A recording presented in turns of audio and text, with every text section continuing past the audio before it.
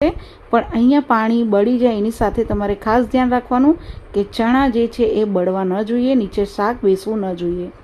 પછી આ રીતે છેલ્લે ચમચાની મદદથી થોડાક ચણાને આ રીતે દબાવીને મેશ કરી દેવાના, જે તમારું શાક છે એ બધું સરસ એવું એકરસ જેવું લાગશે. અને જોઈ શકો છો કે ચણા ઉપર બધો જ મસાલાનો કોટ થઈ ગયેલો છે. તો આવી રીતે તમે એકવારથી જરૂરથી ટ્રાય કરજો. હવે અહીંયા આપણા રેડી છે. આઠમ પર કે નોમ પર કે પછી માતાજીને પ્રસાદમાં ધરાવવા માટે તમારું ભંડારા જે સ્ટાઇલમાં મળે છે એ જ સ્વાદમાં અને એ જ રીતે આ ચણા બનાવીને રેડી છે. તમે આની સાથે પૂરી, હલવો, શીરો જેની સાથે તમને ભાવે તમે એની સાથે ખાઈ શકો છો.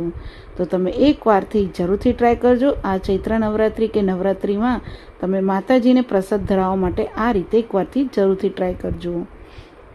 તમને જો રેસીપી ગમે તો મારી ચેનલને સબસ્ક્રાઈબ